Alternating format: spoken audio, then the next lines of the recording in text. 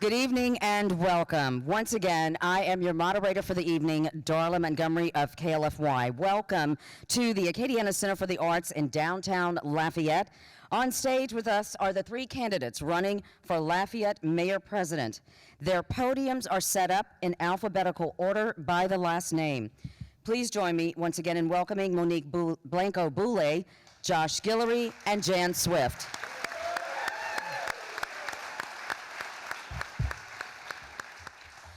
For tonight's format, the candidates will take part in a Jeopardy-style forum. On our board, we have the 5 topics, and we are going to jump right into it. The budget, jobs in the economy, infrastructure, investment, catalyst projects, and a potpourri category. The candidates have been given the categories ahead of time, but not the questions. At the beginning of the forum, they will have 60 seconds for opening remarks. Then we will have 5 rounds of questions. The candidates will each have a chance to select a question and have 90 seconds to answer that question. The next candidate will then select a new question from the board and have 90 seconds to answer that question. Each candidate has the option for 2 rebuttals to address a question answered by another candidate. They will be allowed 60 seconds for each rebuttal. Additionally, if someone is directly challenged by another candidate, we will give them up to 30 seconds to respond. There are 2 daily doubles on the board. If those questions are selected, every candidate will have 60 seconds to answer the question. After all of the questions on the Jeopardy board have been asked, we will have a lightning round of rapid response questions where all candidates will have the opportunity to provide and answer for each question. And finally, the candidates will have 60 seconds for their closing remarks. And now it is time for us to begin our Jeopardy round Mayor-President Forum. It's time for each candidate to introduce themselves. They will have 60 seconds for the opening remarks. Prior to the forum, the candidates drew numbers and to determine who will start. Jan Swift was that person. Jan, we begin with you. Thank you, Darla. Thank you for being here this evening. Thank you to KLFY, One Acadiana, my supporters, and everybody that cares about the future of Lafayette.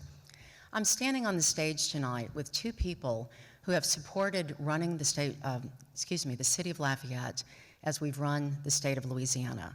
Both candidates have supported John Bel Edwards in the past. Monique, when she was a Democrat, and the mayor when he wasn't a Republican. You've got a choice to make tonight. We're better than what we have in front of us. I've been a Republican for 42 years, the only person that's been a lifelong Republican. That's exactly how I want to run Lafayette. I want to be a full-time mayor, taking care of our problems full-time. I want to deal with government honestly, and I want to serve each of you. Let's bring the future of Lafayette, city and parish, together. Thank you. And Monique Blanco-Boulay is next. Got it. Okay. Thank you, Darla, and thank you to KLFY and One Acadiana. 9 years ago, I took over an economic development district in crisis. Today, the Acadiana Planning Commission is one of the strongest in the nation. We've brought in over $250 million into infrastructure and economic investment. And just recently, I was instrumental in bringing in the $1.1 billion advanced manufacturing facility coming to Acadiana, bringing more than 700 high-quality jobs. I will position Lafayette Parish for the same kind of big wins. What's different about me than the other candidates? 1, I'm not a lawyer, and I'm not Sue Happy. 2, I am from here. I am the only one from here. This is my home. I understand our people, and I'm passionate about our future. And 3rd, I am the only qualified candidate that has actually run a government agency that's audited for 9 years without any corruption, waste, or mismanagement. I look forward to discussing all of the topics we have tonight and to the questions. Thank you. Mr. Guillory. Thank you, Darla. Thank you to KLFY, One Acadiana, and thank you so much for everyone who took the time to be with us here today. I appreciate it, and I look forward to our discussions. You know, look, Lafayette's my home. I love Lafayette. My wife, who's on the first row, Jamie, I love you, appreciate you. We raise our kids here. Well, at least our youngest ones we're still raising here. Before I was mayor-president, I was a small business owner, an attorney by trade, primarily a family law practice. For many years, I served as a volunteer youth athletic coach in our community, in our Parks and Rec department and other areas, and I loved it. I'm very proud and honored to be an Army combat veteran. I served in Iraq in 2005 as a cavalry platoon leader, and it was the greatest honor of my life. But I'll tell you another honor of my life, a great honor, is to serve as our mayor-president over the last 4 years. 4 years ago, I stood on this stage and I promised you that we'd focus on things that matter, get our priorities in order. And we've done just that. We've invested heavily in drainage, in roads and traffic, quality of life, public safety, and doing everything we can to bring back our economy and make it roar, and we have. Thank you. Thank you. We're going to move on now to our first round of questions. And we begin with Jan Swift, and you may pick your subject as well as the question. Okay. I'd like potent potables for 600. I'll take potpourri. Thank you. And your question? The number? Question number 2. Question number 2 from the potpourri category. As Lafayette Mayor-President, identify one priority you would work with all of the municipalities in the parish to address. You know, I think this has to go back to infrastructure. There's so many things I want to do, but all of our communities want to see us working together as one to improve and to continue to improve with a plan our drainage issues. I am concerned about the direction we've been going without a master plan for drainage, and many of the people I've met are outside of the city of Lafayette and our outlying municipalities, and I think they're very concerned about where we're going with projects that have been started and not finished. We need to first go in, get engineers on staff to tell us where we are and how we can finish improving on the drainage that we need to work on. And if I can say a second one, it's going to be roads. When I talk to the mayors of other municipalities, the traffic in and out of Lafayette is horrendous. And so I think we need to really look at all the arterial arteries to make sure that people driving into the hub city can get here, particularly in the areas of growth, both north and south. It can be very difficult to get into Lafayette. So many people that work in our city drive in from other parishes too, but of course they're spending money, they're supporting our community. And so I want to see us looking to have a better master plan for how we move forward in the future. Thank you. Ms. Boulay, you are next. Okay. I will go with infrastructure investment Q3.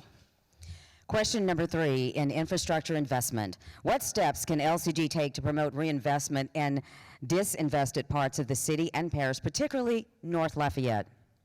Certainly. So that is one of the areas that I've done a lot of work in. I know the University Corridor has very high poverty levels, but what we did there, which I think can be duplicated around, is really look for catalytic investment, and taking down the Les Pay Motel was that catalytic investment. It has allowed commerce to happen in parcels that were not in commerce. It has improved the neighborhood, and it's also the lead project right before the roadway project begins, which DOTD is about to begin that project. It will be the kickoff project, and I think we have to look around North Side for those catalytic opportunities. We cannot fix everything, but we can really seed some good investment in the infrastructure there. Thank you. Mr. Guillory, you're up next. All right, Darla, let's go with jobs in the economy, Q3. Q3, jobs in the economy. As Mayor-President, how will you work with the Lafayette Convention and Visitors Commission and others to grow Lafayette's tourism economy? We've had some huge wins in this area. I'm very honored to serve with Ben Berthelot and other stakeholders. You know, together we've brought back LATCO. We brought back the LHSAA state basketball tournaments, volleyball tournaments. I feel like we have a strong partner out now with our friends at LHSAA that makes us a lot stronger and more diversified in our tourism efforts. But if you take the investments that we're making in Brown Park, $15 million to make that a baseball and softball complex, we've already broken down. This isn't broken ground. This isn't pie in the sky. This project's under construction. If you look at that project and you look at the super soccer complex that we're bringing to Moore Park, if you look at the announcement last week that we had with a world-class multi-sport indoor facility coming to Lafayette, if you look at the skate park, Jamie Giller, who's an advocate for it, skate park over at Thomas Park that we've all accomplished in 4 years, any one of those would add to our tourism industry. You take all 4 of them getting started in our first term, something I'm very proud of, but I couldn't do it by myself. I need my stakeholders at LEDA, our council members, One Acadiana, thank you, and LCVC, and together we have a great team. One person can bring it down, but it takes all of us to raise it up. Thank you. Moving on to our next question and our next candidate, Ms. Swift. Okay. Catalyst projects, question 1. Question 1, Catalyst Projects. In 2014, Lafayette voters supported a temporary 1-cent sales tax to help fund a new airport terminal. If another Catalyst project were to be funded with the same mechanism, what project should that be and why? I was a supporter of that temporary 1-cent tax, and I'm proud that the government honored its commitment. It was an 8-month tax, and it worked well, and we are now blessed with a beautiful facility. You know, in the past, it was before this, we tried to pass a tax for roads. I still believe we need more money to invest in our roads. I was just talking about that with the last question. If it was going to be temporary, I would want to look at the best ways, what corridors need to be improved on, because we all know we've seen overlay, but we haven't really seen new roads that are going in to make connectivity better. So I would support something like that if the voters wanted it. Nothing that a mayor-president does is by him or herself. So this would have to be something, but if the Lafayette voters supported it, I would want to see us go back to what was promoted back, I think it was 2006 or 7. We've also lost some taxes on education, and that was a real shame. We have so many needs in this community that roads, education, our jail, all these different needs that we have not been funded adequately, but we want to spend our money wisely.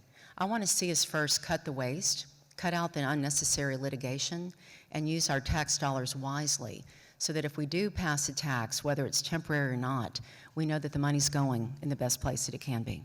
Thank you. And before we move on to the next question, I've already failed Alex Trebek. This was a daily double, just to let you guys know. If you notice, there were 2 parts to this question. At the end, it said, what project should that be and why? So that was the daily double. Okay. Do I win extra dollars? And that means also that each candidate gets to answer this Okay. question as well. So you are next. Okay, great. So it's a one-time sales tax, right? So it should be one-time funding. I would look to the Performing Arts Center. I think I would back up the process a little bit and really engage the community and all of the stakeholders to look at that project so that we have buy-in. First, so everybody knows what the tax is for and has buy-in and supports it. I would also engage the philanthropic community because that's another major factor that needs to be put into there. But I think something like this, the airport tax was a success and it's held up often as an example. I think you have to do it with clean goals. You have to define it all out in front, and people need to understand the process, how you came to those answers, and you have to have buy-in. But I do think it's an option for other projects once the community is engaged and stakeholders are interested in it. Thank you. Mr. Guillory? Yes, thank you. This is another area where we're different as candidates and maybe philosophy. I believe when you go to the voters to ask for more of their money, I believe that it should be the last resort. I think you need to exhaust all remedies before you go to the voters and increase taxes. And we're not at that point right now. What I am, actually by the end of this week, I'm going to announce a plan for complete tax reform. We have enough revenue coming into our government. You can look at the budget. Right now we have a $703 million budget. But we need to look at every single millage. We need to look at our sales tax, both on operating and also capital. And we need to reprioritize. I don't think there will be major shifts that we need to do it, but I know that we can do it.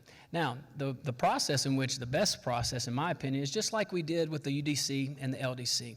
When I took office, I said, look, we're going to repeal and replace the Unified Development Code. Council agreed with it. We got a lot of stakeholders together. It took us about 12 months to do. We took our time, but it was worth it. Same process, same thorough dialogue with the community and stakeholders, and we can achieve tax reform without raising taxes. Now, if you exhaust all those remedies, what my opponent said, I think I agree with that. Look, you get transparent, you get out there, you communicate, but it's got to be the last resort. Now, the catalyst projects, there's two. One is right downtown, our parish jail, and everything, all indicators right now show that we'll be able to move the jail without raising taxes. Can't do it by ourselves, can't do it locally by ourselves unilaterally. We need our stakeholders in Baton Rouge, and that's what we've done. Our Lafayette delegation's done a great job working with us to make that happen. I see my partner, Dr. Savoy, over there at the university. Your time is up. Thank you. Our next question is for Monique Blanco-Boulay, and you may choose your topic and your question number. Let's go with budget Q2. Question 2, the budget. In such a tax-averse climate, under what conditions would you support a new city or parish tax, and for what uses? So I can't say that is something I would look at probably in a first term at all. I think we have been so flush with federal money that we really have to go look at what we have. And I think once elected, understanding where the money is, where it's moved to and from, is the first priority, and stabilizing that. I don't think we immediately go to taxes. I think my only situation would be in a project by project like the airport tax. I think otherwise we are growing, we have new revenue, we have a lot of federal revenue right now. I think we can look at what we have and then set our priorities within that budget. Thank you. Moving on, to our next question and category, Mr. Guillory, you may choose your subject and your question. Let's go with Catalyst Projects Q3. Question 3, Catalyst Projects. The Bike Lafayette Plan is an ambitious plan to improve connectivity and provide recreational opportunities to Lafayette residents. How significant of a priority will implementing the Bike Lafayette Plan be during your time in office, and why? High priority. And I have to tell you, personally, this is an area that I grew in. When I first took office, I truly didn't value, just being honest with you, I didn't put as high of a value on quality of life initiatives as honest as I should have. I learned very quickly that if we want to grow our economy, if we want to get those jobs over to Lafayette, we want to diversify, we want to help our workforce, we have got to invest in quality life measures. And that's exactly what we've done. Bicycle Lafayette is a wonderful plan. Our community development and planning department, our parks and rec department, and many, many other stakeholders, community stakeholders, has done a really good job. And it's a very transparent process, by the way. We did a survey. I think we had more than 1,200 recipients participate in a local survey, which is hard to do. So I appreciate all of our community participating in the process. Phase 1 is pretty aggressive, as the question calls for, but we want to connect all of our parks. We found that with the diversification of our economy, especially with innovation and technology, those industries growing, that particular sector likes pedestrian traffic. It likes the bicycle paths and connectivity, specifically in our quality of life measures. Parks, recreation is one of those. So I'm proud of these efforts. Thank you so much. All right, and let's see, we're moving right along. It is Ms. Swift. I think it is your turn, my dear, to choose the issue as well as the number, and would like to also remind you guys that you do have those rebuttal cards there for a reason. Okay. You may use them. Right. Jobs. I'd like to hear about jobs in the economy. Question 1. Question 1, jobs in the economy. As Mayor-President, what actions will you take to incentivize new and existing businesses to create and retain jobs? I love this question. I've got experience working in economic development. First of all, with Upper Lafayette Economic Development Foundation. I also chaired the Lafayette Parish Industrial Development Board. We have not been actively looking for business to come in. We actually have not even been promoting our culture through this administration. One of the first things I want to do is get back to business and bringing business here. I want to be encouraging businesses and emerging technologies to not only come visit here, but to stay with us, get to know our people. We've always had that can-do attitude. Some people call it wildcatter mentality. But people here that were in the oil and gas business, they're still here. People that have invented things, come up with patents. We are a hotbed of creativity, and I want to see us once again be promoting that type of business. We used to travel to our sister cities in Europe to look at bringing business here. Back in the 80s, I was a part of that before the Festival International was created. We had a board that was looking at how to bring back business when the oil and gas industry tanked, if you remember back in 1986. So the first thing I'm going to do is we're going to have people in the administration working with 1A, of course, working with our university, with Dr. Savoy, and figuring out collectively with business leaders, what do we need to do to bring in new businesses? And I think with the Blue Ribbon team, we can get this done. Thank you. Ms. Boulay. Can you put them there? Let's go jobs in the economy, Q2. Question 2. What do you see as the industry or industries best positioned to create economic growth for Lafayette, and how will you support their growth? Correct. I think first we have to look at our existing industries and really double down in supporting them, helping them build out their supply chains. And I think the existing industries, we're looking at healthcare, at the healthcare, energy, and tourism. I think to look at the new industries that we want to go after, it would be advanced manufacturing, it would be and IT. In fact, advanced manufacturing and IT are the two big ones, correct? And I think, so let me see the question. The biggest thing is really understanding their supply chains. Really understanding how do we build around them. With the first solar project coming, their supply chains will come, their suppliers will come and build their own factories. It will multiply the jobs and the impacts. And so it's building those relationships. And I've already started to have conversations with that company about what it looks like to bring their headquarters here. They are nowhere near that. But planting those seeds early, building those relationships, talking about the metrics that their plant needs to meet. I think their plant will meet the metrics. Our workforce is incredible. It's better than most in the world, I will tell you that. And so I have no doubt we will meet the metrics in that plant. And how do we bring their headquarters here? How do we bring their research facilities here?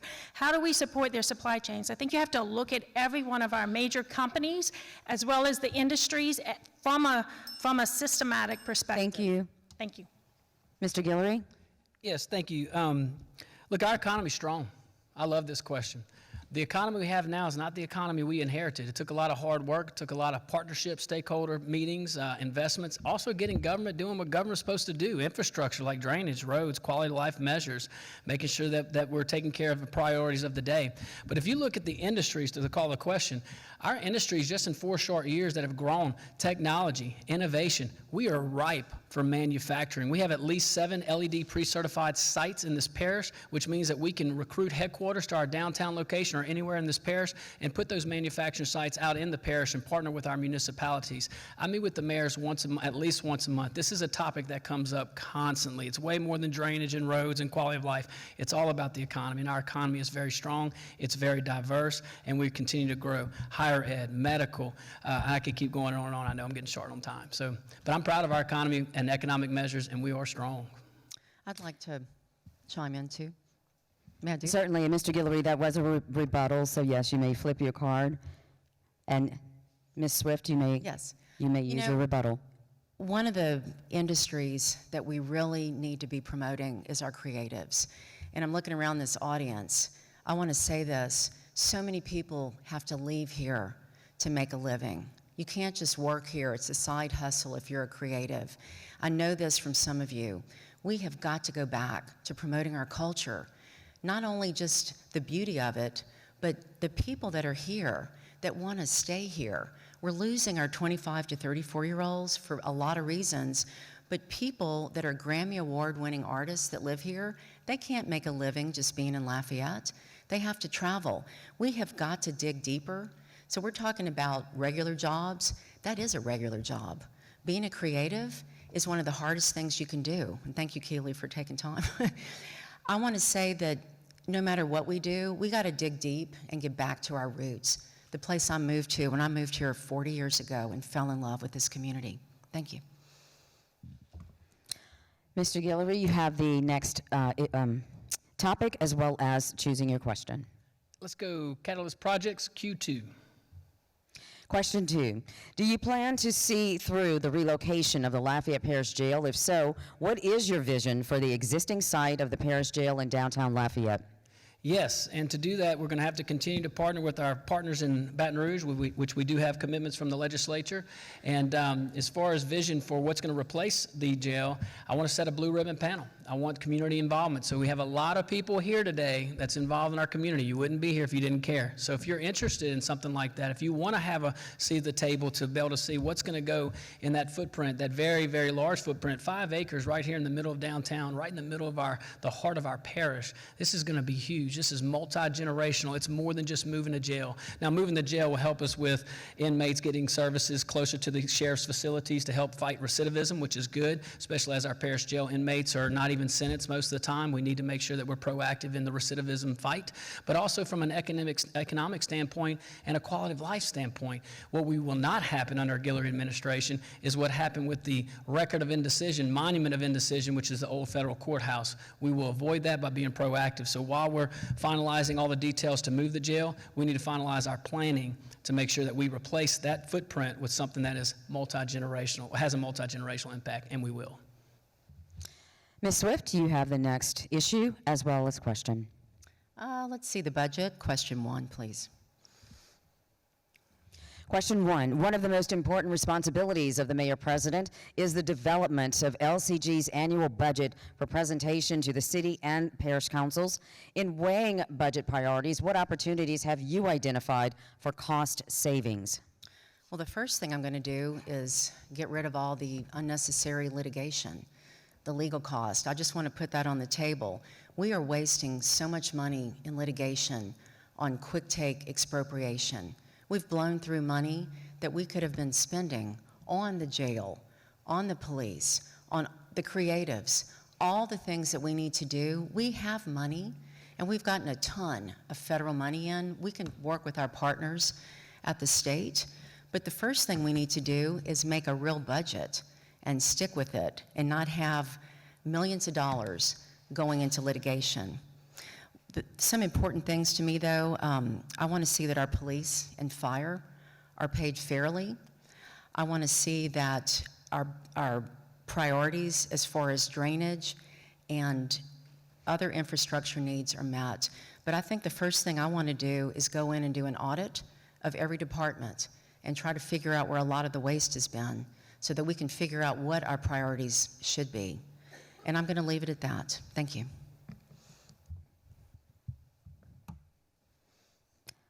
Next category, and pick your next category, Ms. Boulay, as well as your question. Let's go with potpourri, Q1. Question 1, what is the most pressing public safety issue facing Lafayette, and how will you address it? So I believe when you go door to door across this entire parish, whether it's north side or south side, crime.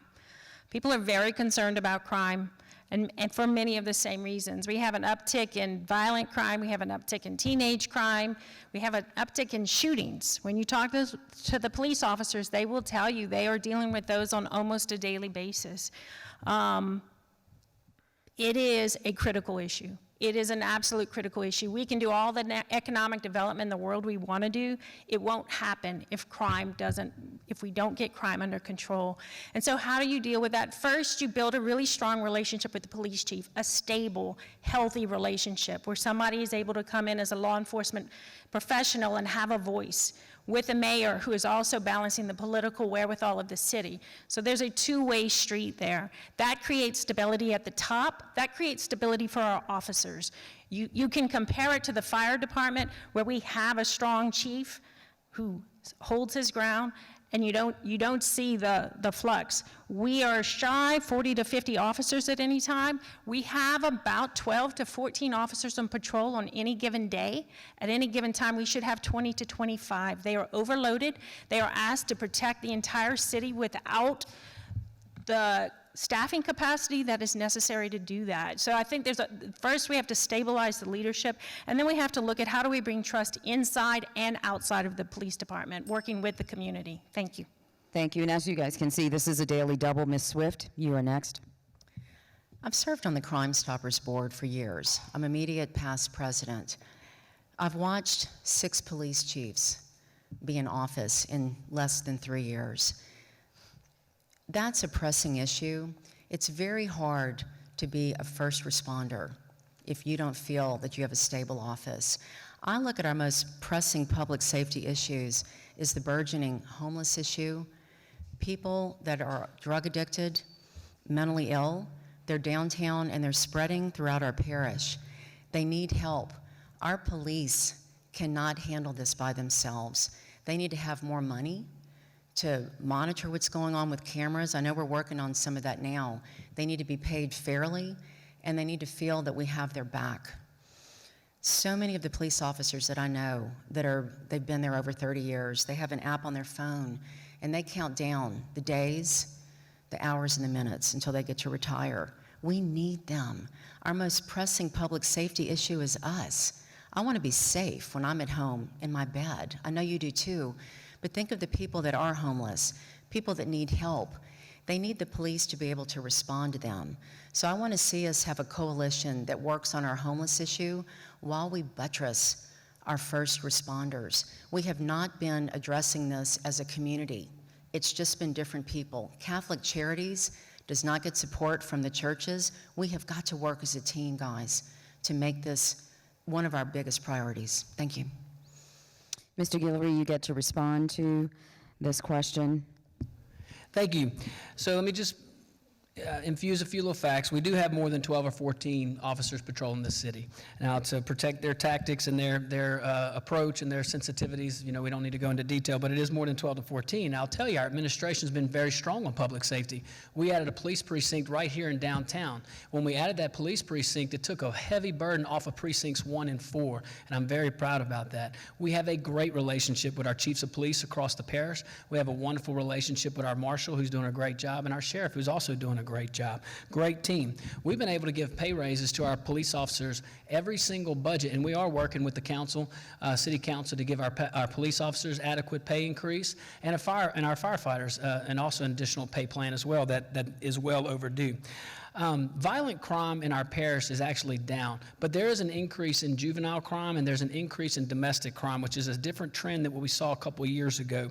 It's very straightforward, though. We got to be proactive. We got to think outside the box. We have to attack it from a behavioral standpoint, from a mental standpoint. I'm very proud of the stability that Chief Estorage brings to the Lafayette Police Department, and I'm extremely proud of our police officers. Chief Estorage came to me in the CAO just a few months ago with a plan to bring mental health awareness and behavioral services to our patrol officers, not to replace our patrol officers, but to supplement our patrol officers. We're going to crawl, walk, run, but once we got this thing ironed out, we're going to increase those efforts because that's what the call of the day requires. That's what the new tactics require, but we can't do it the way we used to. Thank you. You are also up next to select the next area as well as your question. All right, let's go infrastructure investment Q1. Question 1. What are the most important investments that should be made over the next 4 years to improve drainage throughout the city and parish? And look, we've invested more than $160 million in drainage over the last 4 years. We've added 1.25 billion gallons. That's a lot. Not with an M, with a B. 1.25 billion gallons of storage in our drainage system. We've added miles and miles of culverts, subterranean drainage, conveyance structures. But I have to admit, we still have a long ways to go. We're still playing catch up. So I'm very happy to work with our mayors. I'm very happy to work with all of our administrations across our parish. 4 years ago, there were no meetings. It was everybody for themselves. You versus me mentality, as if the drainage would stop, the water would stop at the municipality lines. We recognize that we can't attack it like that. So we created a parish-wide stormwater management meeting or process where we bring together all, not just the mayors. We do this at least once every 2 months. Not just the mayors, but the applicable public works department, the engineers, all the subject matter experts, and we're communicating respectively throughout the month so that we can attack drainage on a global scale. And that's exactly what we're doing. But look, in full candor, we still have a lot of work to do. So next term, we're going to continue to aggressively address drainage, roads, traffic, and other infrastructure needs. Ms. Boulay, I believe you would like to rebuttal? Yes, so you said $160 million on drainage. I know at least $60 million, probably more, is going to one single vendor for a project that's incomplete, that also has caused great concern by the technical community that it actually has any drainage benefit. It's a detention pond in the Milton area called Homewood. It's 22 feet above sea level. You have to pump water up. It's farmland, so it's topsoil and very porous, which means you have to line the bottom of it. The maintenance and operation cost, I can't even figure it out. Certainly that hasn't been discussed publicly. Most engineers think it doesn't actually impact the floodplain. So what will we do first to improve drainage is have a true understanding of what's actually been done, the money that's been spent, and then the best path forward. And I think we have to include stakeholders, particularly in that area, in the Milton area, in that they've been expected to just trust this thing is going to protect them, and they don't. There's a lot of anxiety in our community, and I think we have to be truthful and forefront with our information. Thank you. I'm sorry, you do not get to respond to this, to the rebuttal. We have to move on. Ms. Swift, you may select the next issue and question. Potpourri, Q3. Question 3 in the potpourri section. How will you leverage the business community to execute on your priorities? Please give a specific example of a priority you would engage the business community on. Well, it's a good thing we're here with 1A. I want to thank you for all you do for our community. This is an organization that not only works here in Lafayette Parish, of course, but across Acadiana. That's our first place to go, to look at the priorities that our business community has already identified. And again, I want to call out Dr. Savoie, thank you for the leadership. We have a Carnegie Institute here at R1 designated university. That is business. You are bringing business here. We have so much investment in our community that's right there down the street. We have got to capitalize on what we have here with our university and the smart business people we have and the emerging businesses. You know better than I do, Dr. Savoie, what we need to do, but we've got to work as a team. It can't just be, scattershot. I want to see us meet as soon as I'm elected. I want this to be one of the first priorities, a blue ribbon committee to see where Lafayette needs to go. We're talking about manufacturing. We're talking about different things. I think there are things I probably don't even know about that you know about, that's emerging technologies. So I do want to work closely. I want to see other people at the table too, though. We need all elected officials at the table with our business community. We haven't had a master plan for how we move this community forward economically. It's time to do that. Thank you. I understand Ms. Boulay would like to use her rebuttal. Yes, so yesterday I was with one of our up-and-coming CEOs who's running one of the most innovative companies in town and his executive team. And the concern they brought to me was education.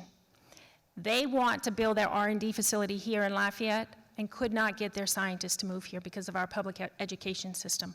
We don't value education the way we should, particularly our public education system. We have to build a relationship with that school board from an economic development perspective, from the mayor's office perspective, and support their work. The construction in progress is going to help, but it's not enough. We have to do more. That public school system defines us as a community, and it impacts our businesses and their ability to grow and establish really strong roots in Acadiana. Thank you. You also get to select the next question. Issue and question. Okay, eeny, meeny, miny, moe. Let's go with the budget, Q3. Question 3, the budget. It's the perception that the City of Lafayette, revenues are being used for expenses outside of the city. How will you ensure city funds are protected for city uses and parish funds are protected for parish uses? So it's a mathematical equation. And I think it's a public mathematical equation that has to be used. We have to create trust around the taxpayer dollars that are collected so that the people in the city feel like their dollars are spent in the city and the people in the parish feel like their dollars are spent in the parish. I don't think you can blend them the way we blend them now. I think they move around so quickly, nobody knows what's coming from where. The auditors have great concern that millions and millions of city dollars have been spent in the parish. I think therein lies credibility and trust issues across the entire government when people don't trust where their taxpayer money is being spent, especially if it's being spent in another jurisdiction. So it is a mathematical formula that needs to be made public. The methodology needs to be made public, and I think you start there. Thank you. Thank you. Mr. Guillory, I apologize, I didn't see you flipped your card for your rebuttal, so please do. Thank you. So I have good news. I'll tell you, 4 years ago when our administration took office, we stopped the practice of spending city dollars outside the city. We were committed to protecting the city. We're committed to protecting the finances of the city of Lafayette and also the parish of Lafayette. And our auditor did find that there was no commingling of funds. There was 3 or 4 funds a couple years ago through grant dollars that were commingled, but that practice is no longer in place. And I'll tell you, I didn't vote for the Fix the Charter, but there was a consequence of having the city council and parish council separated. And I think this hyper-focus, I have to admit, I think the hyper-focus of a parish council looking at parish funds and a city council looking at city funds, that is a positive attribute of the new charter. A charter, in full candor, I did not vote for, but I swore an oath to uphold it. Specifically, where we stopped spending city dollars outside the city was in our Parks and Rec department. Our Parks and Rec department has a city millage. Yet before we took office, there were parks all over the parish. We worked with our municipalities, our teammates. We donated the parks to the municipalities. They now run it, and we don't spend money outside the city. Thank you. Ms. Swift, I believe you also would like to rebut. This is why I'm running. This issue came to my attention 2 years ago when I chaired Protect the City Committee. And to jump to the chase, we couldn't get information about where all the tax dollars were going. The city of Lafayette pays 100% of the IT cost for the city and parish. We try to get information about public works. How do these allocation codes, how do you even come up with them? We were told nothing was tracked. Nothing was tracked. How do we find out about, why can't the city council talk about city parks without having the parish council have to approve something going on the agenda? This is one of the biggest issues. This is why the other cities in Lafayette Parish, they're passing taxes because they trust their local government. They're passing taxes for sports complexes. The city of Lafayette, residents don't know where the money's going, and we have got a long way to go to ensure that everybody's tax dollars go where you voted it. Thank you. Thank you. Mr. Guillory, you may select the next area as well as the question. Good luck. Darla, this is a tough one. I'm going to have to go. Oh, there it is. Structure Q2. It's the last one. That's what happens when you don't look up. Here's the last question. I thought it was a trick. I'm funny sometimes, but yeah, that was not it. Okay, so question number 2. How will you work to ensure the completion of the I-49 Lafayette connector during your time in office? Well, a lot of prayers right now. I'll tell you what, and I think everybody in here that's paid attention to this project is frustrated. When I took office, I was told that all the studies would be done, all the preliminary and all the necessary bureaucratic processes would be complete by Q3 of 2021. We're still there. So this is a federal issue, a state issue, but I'll tell you this. I know our delegation here in Lafayette, on a positive note, when we first took office also, though, we were told that it was a funding issue, a $1.2 billion project that's probably a lot more now under this climate. But our delegation out of Lafayette did a great job working with their colleagues in Baton Rouge to secure funding long term. It's not fast enough. We need to advocate, because that's our job. We have 2 things at the local level that can speed up this project. One, making sure that we make decisions in a timely manner when it's local decisions, and we do that. We don't take our time to do that, but we do put in adequate due diligence. The second thing is advocate like there's nobody's business. I've gone to Washington and advocate. I've gone to Baton Rouge and advocate, and we're going to continue to do that. And so does our Director of Community Development and Planning, Mary Slime, and she's doing a wonderful job. But it's going to take our Louisiana delegation to Washington to continue to put the pressure. Congressman Higgins has done a wonderful job pushing for this project, and so has our 2 senators, and I'm honored to serve with them. Thank you. We will now enter our lightning round part of the forum, beginning with question 1. And Ms. Swift, you will answer the first question. What is the top road improvement project you would fund? Please name a specific project. I want to see more improvement in North Lafayette roads. So I guess I'll start with the thruway. Let me just talk about that. There are so many deaths right now, people trying to run across the thruway while we're planning for the eventual I-49 corridor. We have so many roads that need to be overlaid. I'm not saying that, but we have some safety issues. And I'm sorry to interrupt you, but this is called the lightning round, so yes, it has to be super quick. It can be yes or no, and maybe something slight after that, but no long answers, guys. Yes. I agree. Very good, and you all get to answer this question. And I think that, Monique, you were next in line. Sure, I would say I would extend the University Corridor project that's already existing from I-10 to Four Corners all the way to the airport, make it a major boulevard. It houses most of our major facilities. Thank you so much, Mr. Guillory. North St. Antoine Extension. Project's been on the books for more than 10 years. It's finally being funded. It's about to start in construction. I'm proud of that. All right, question number 2. What is the top priority you will ask for support on from the new governor and state lawmakers? And you were next. That would be the I-49 connector. It has been sidelined already now that our leadership is finished their last session, and we really do have to make a political push and come together as a region and ask for it and reestablish it as a real project. Thank you, Mr. Guillory. I want us to be able to have the opportunity or the ability as a parish to opt out of the roll forward, roll backwards tax requirements when they're reassessed by the tax assessor and also I-49 connector. And Ms. Swift. The Hyman Performing Arts Center funded for Lafayette Consolidated Government. The money went to the university this year. I want to see us really focus on getting that project done as a City of Lafayette project. Question number 3, Mr. Guillory. Do you consider investing in downtown Lafayette a top economic development priority, yes or no? Yes, we've invested $60 million in the last 4 years. Compare that to $2 million the 10 years prior to. Next, Ms. Boulay. Yes or no? I'm sorry, Ms. Swift. Yes or no? I do consider it a top priority, definitely.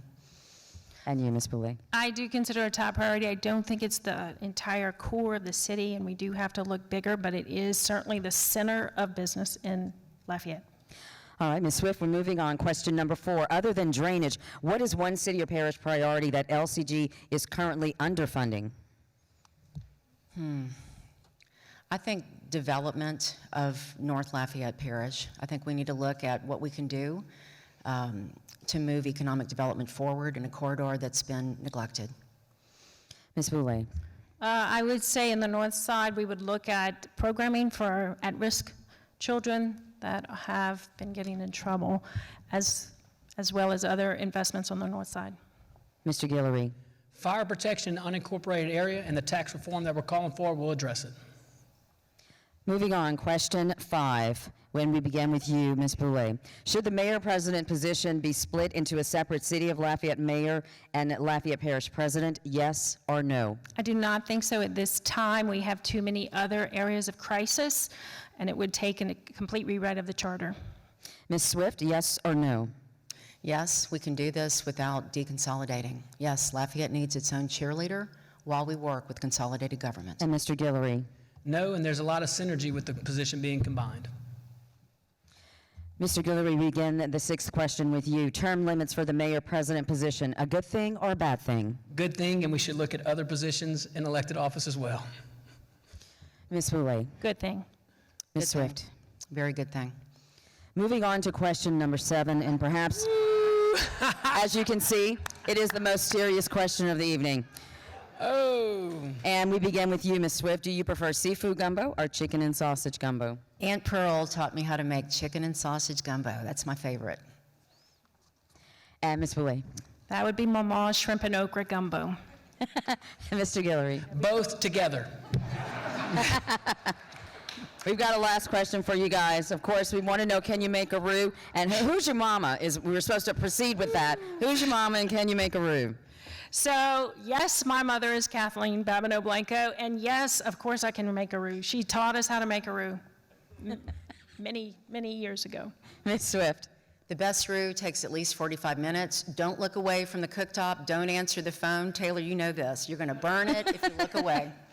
And Mr. Guillory. Guys, the best thing I ever did was marry Jamie Guillory. I can't, but she can. Wait, I have a challenge. Who's their mama? Right. Oh, she's got a challenge. Who's your mama? Thank you, guys. That was fun for participating along with that. At this time, we are now going to hear from our candidates in their closing remarks for the evening. You each have 60 seconds. And we begin with you, Ms. Boulay. Blanco Boulay. Oh, no, I'm sorry. Oh, we start with, okay, I am so sorry. I'm directionally challenged often. We're starting with you, Mr. Guillory. Hey, thank you again for this opportunity. Hey, look, I'm the only candidate in this race that has a proven record, has a proven vision. And look, I'll tell you, that record is strong, and that vision is bright, and our future is bright as well. Our priorities are in order. We're investing heavily in drainage, in roads and traffic, quality of life, public safety, and we're doing everything we can to make our economy robust and diverse, and it is, and it's strong. Look, I'm very blessed to have many endorsements. Some of those endorsements include every single mayor in the parish of Lafayette. I'm the only candidate that can say that. I'm also the only candidate that can say that I'm endorsed by every single chief of police in the parish of Lafayette. I'm endorsed by the sheriff of Lafayette. I'm endorsed by the district attorney of Lafayette. I'm the only candidate on the stage endorsed by the Republican Party of Lafayette Parish. And you don't do that without having a good working relationship. You don't do that without having a good team spirit and setting the right culture and tone. Our future is very bright in Lafayette, and don't let anyone tell you different. Ms. Boulay. So this election is not only important, it's critical. If we don't stop and get it right and put somebody who's truly qualified in the mayor-president's office, it could take the city and the parish another 3 decades to recover from where we are today.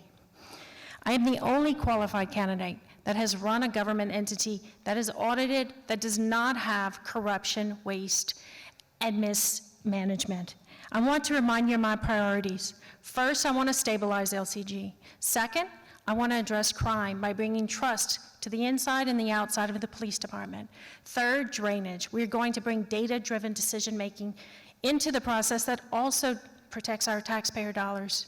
Fourth, I want to expand fiber to the home so everybody has it throughout the parish. And fifth, I want to use all of the power of the mayor-president's office to go out and recruit good jobs with benefits so that our citizens can build their families and our children can come home and build their families here in Acadiana. Thank you. Ms. Swift. Thank you. I'm also the only candidate, besides Monique, that has run an office that was audited with no waste. I ran the Secretary of State's office for several years, so I do want to point that out. I've been an assistant city parish attorney. Even more importantly, I'm bringing myself to you. I'm the only lifetime Republican. I've always been this person. I'm a fiscal conservative. I'm going to end waste in government. No big contracts are going to go. I'm going to be a full-time mayor with no side hustles. I'm bringing a heart and a love for this community. I am going to listen to the people, but we're going to end the corruption that we've seen in this office. We're going to end Lafayette going down the trajectory that it is. I promise you, I'm going to bring honesty, and I'm bringing the person I've always been for the past 40 years. I have been active in this community on boards and commissions. I have worked in government enough at the local, state, and national level to know how government should be run. Thank you. Thank you all so much, candidates. At this time, I would like to, once again, and the audience, you may join me in this, to thank the candidates for being here this evening for this forum, and to thank our partners.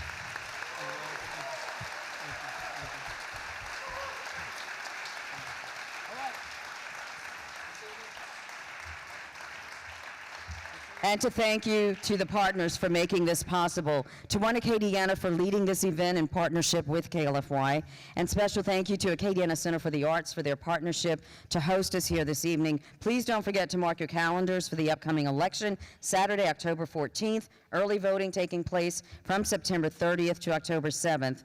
Thank you so much, everyone. My mama's name is Patricia. I can make a gumbo, and I like chicken and sausage. Have a good evening.